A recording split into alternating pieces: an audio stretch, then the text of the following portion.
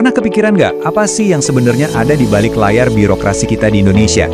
Nah, dalam beberapa menit ke depan, kita bakal bongkar tuntas cetak biru yang lagi mengubah wajah pelayanan publik kita. Semuanya berdasarkan Undang-Undang Nomor 20 Tahun 2023. Ini bukan sekedar aturan biasa loh, ini adalah sebuah revolusi. Yuk, kita mulai! Oke, kita mulai dari sesuatu yang fundamental banget. Kutipan ini ngingetin kita semua kalau jadi abdi negara itu bukan cuma soal pekerjaan. Ini adalah sebuah panggilan. Panggilan untuk ikut membangun bangsa. Standarnya tinggi kan? Nah, inilah alasan kenapa reformasi birokrasi ini jadi sangat krusial. Coba dilihat perbedaannya, kontrasnya tajam banget. Di kiri, itu birokrasi model lama. Lambat, terjebak sama yang namanya senioritas, dan ya, rawan KKN. Terus, lihat yang di kanan, ini visi barunya. Birokrasi yang profesional, di mana yang paling penting itu apa yang bisa kamu kerjakan, bukan udah berapa lama kamu kerja. Ini perubahan cara berpikir yang total.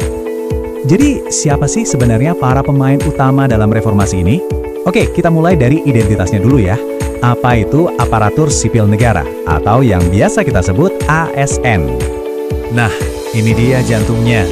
ASN itu adalah mesin profesionalnya pemerintah. Mereka yang menjalankan kebijakan, yang melayani masyarakat, dan yang jadi perekat bangsa. Tapi perhatiin deh pilar utamanya, netralitas. Harus bebas dari intervensi politik. Kenapa? Biar pemerintah itu benar-benar kerja untuk semua warga negara, bukan cuma buat segelintir kelompok aja. Jadi, di dalam ASN itu ada dua jalur utama.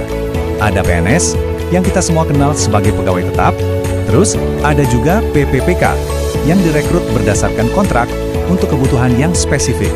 Gampangnya gini, PNS itu sifatnya permanen, PPPK itu lebih fleksibel. Tapi dua-duanya adalah tulang punggung ASN. Mau statusnya PNS atau PPK, ada tiga fungsi inti yang nggak bisa ditawar. Pertama, sebagai pelaksana kebijakan yang udah ditetapkan pemerintah. Kedua, jadi pelayan publik yang berkualitas. Dan ketiga, yang nggak kalah penting, sebagai perekat dan pemersatu negara kesatuan Republik Indonesia. Tiga fungsi ini ibarat DNA-nya setiap ASN. Oke, kita udah tahu siapa itu ASN. Sekarang, yuk kita bahas sistem operasi yang menjalankan mereka. Inilah inti dari semua profesionalisme, sistem merit. Coba bayangin birokrasi itu kayak komputer super canggih. Kira-kira apa sistem operasinya? Jawabannya adalah sistem merit. Inilah program yang memastikan semuanya berjalan adil, efisien, dan murni berdasarkan kemampuan. Jadi, sistem merit itu apa sih? Sederhananya, ini adalah prinsip yang terbaik yang akan maju. Semua keputusan soal karir, mulai dari rekrutmen, promosi, sampai pendidikan itu dasarnya cuma 3 pilar. Kualifikasi, kompetensi, dan kinerja. Bukan koneksi, bukan latar belakang, bukan yang lain-lain. Slide ini nunjukin pertarungannya dengan jelas. Di satu sisi ada sistem merit yang objektif. Di sisi lain ada yang namanya sistem spoil yang subjektif, di mana koneksi pribadi jauh lebih penting daripada kompetensi. Jadi, pergeseran ini bukan sekedar ganti aturan. Ini adalah sebuah lompatan besar menuju birokrasi yang benar-benar melayani rakyat. Terus, kenapa ini penting buat kamu? Pertama, soal keadilan. Karir kamu itu tergantung sama usaha kamu sendiri, bukan faktor lain. Kedua, soal peluang. Pintu jadi terbuka lebar buat siapa aja yang kompeten. Dan ketiga, akuntabilitas. Pemerintah jadi dituntut untuk mengelola orang-orangnya dengan benar dan bertanggung jawab. Oke, kita udah paham prinsip dasarnya. Sekarang, gimana sih sistem merit ini diterapkan dalam perjalanan karir seorang ASN sehari-hari? Yuk kita lihat siklusnya. Jadi perjalanan karir seorang ASN itu sebuah siklus yang terus berputar. Dimulai dari rekrutmen dan seleksi yang adil. Dilanjutkan dengan pengembangan kompetensi tanpa henti. Kinerja kamu bakal dinilai secara objektif. Dan hasil penilaian itulah yang akan menentukan langkah selanjutnya. Apakah itu promosi, rotasi jabatan, atau bahkan sampai ke masa pensiun. Nah, ini pertanyaan kuncinya. Gimana sih kinerja kita itu benar-benar diukur? Di era baru ini, penilaian itu bukan lagi sekedar formalitas di atas kertas, tapi sebuah proses yang sangat menentukan masa depan karir kita.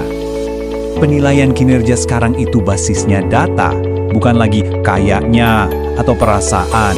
Apakah targetnya tercapai? Apa hasilnya? Apa manfaatnya?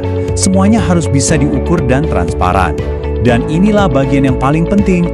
Hasil penilaian ini secara langsung menentukan gaji, promosi, dan kesempatan pengembangan diri kamu. Angka ini nunjukin betapa seriusnya sistem merit. Bahkan jabatan paling tinggi pun nggak ada yang abadi loh. Maksimal 5 tahun, habis itu kinerjanya dievaluasi total. Kalau nggak memuaskan, ya siap-siap aja diganti. Ini bukti nyata kalau di era baru ini, kinerja adalah raja. Oke, kita udah bahas sistemnya, prinsipnya, dan juga prosesnya. Sekarang, yuk kita satukan semuanya. Apa sih tujuan akhir dari semua ini? Dan yang lebih penting, apa peran kamu dalam membangun birokrasi profesional di era baru ini? Ini dia visi besarnya, menciptakan sebuah korps ASN yang punya integritas, profesional, dan netral. Sebuah birokrasi yang bersih dari intervensi politik dan KKN yang fokusnya cuma satu, memberikan pelayanan publik terbaik buat masyarakat Indonesia. Tentu aja, sistem ini butuh pagar biar bisa tetap kokoh. Pertama, ada kode etik sebagai kompas moral. Lalu ada KSAN yang tugasnya mengawasi supaya sistem merit ini berjalan adil. Dan ada juga korps profesi untuk terus menjaga standar. Inilah ekosistem yang dirancang untuk melindungi profesionalisme kamu. Pada akhirnya, semua aturan dan sistem ini hanyalah sebuah cetak biru di atas kertas. Pertanyaan sesungguhnya, dan ini yang paling penting, adalah untuk Anda. Siapkah Anda menjadi pembangunnya? Orang yang mengubah cetak biru ini menjadi sebuah kenyataan? Karena masa depan birokrasi Indonesia ada di tangan Anda.